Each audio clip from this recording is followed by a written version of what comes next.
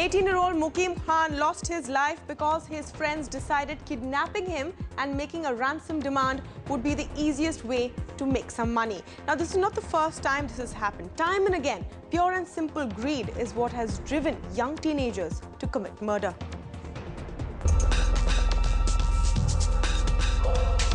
It was a shocking case. In November 2003, Mumbai was horrified when it was found that two teenagers, Ashish Varwale and Clint Fernandez, had committed an armed burglary and had killed this woman, Leticia Mendes, and her 18-month-old grandson, Dylan. It took a whole 3 years after the crimes. Both accused were sentenced to death by the Bombay High Court, a case of violent murder only for greed. But what complicated the case was the young age of the criminals. It's a theme that crops up again and again. Teenagers resorting to violence, even murder for monetary gain. A year ago, Adnan Patrawala, the 16-year-old son of a Mumbai businessman, was murdered by his friends. The teenage kidnappers were frightened when the media began reporting the crime, deciding to kill young Adnan in a moment of panic. And now the latest case, another teen, Mukim Khan, killed by his classmates in college for a rupees 2 lakh ransom. The latest incident raises some important questions. Is greater exposure to violence in the media fueling teenage crime?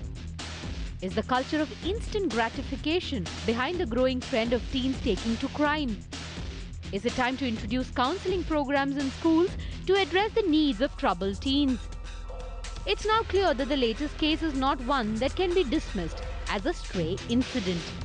Bureau Report, Times Now. No, but it's not as simple as that. Not just about teenagers who want a new phone, a new car, a better lifestyle. In a number of cases, uncontrollable anger drives these youngsters, a desire for revenge, however illogical it may seem. A murder most foul. An 18-year-old boy killed by his schoolmates. And the motive? Greed. But in a lot of cases of teen violence, youngsters turn murderers fueled by revenge. In 2005, teenager Anil Kumar attacked former schoolmate Ujala. The gruesome murder was carried out with a carpenter's axe. What drove Anil to rage was the constant bullying he faced from Ujala in school. And then there was the Mumbai case of Parth Panchal. The 9-year-old did not emerge after he went over to his neighbor's house to play.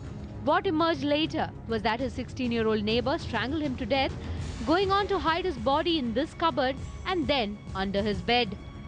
मैं मेरा लड़का हम लोग किधर बैठे थे राजू भाई किधर इधर आके मेरे को बुला लिया कि इधर आ जा तो हम अंदर गया तो हमको राजू भाई बोला ये बदमाश ने सब कुछ किया है तो हम लोग अंदर देखा मैं पूछा कि भाई लड़का किधर है तो मेरे को बोला देख ये लड़का तेरा है.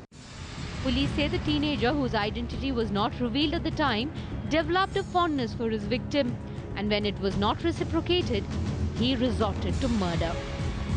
Disturbed minds filled with anger have been a common reason for violent teen murders, a trend seen manifesting itself in shootouts in college campuses in the US, leaving the parents of victims and perpetrators alike wondering where they went wrong. Bureau Report, Times Now.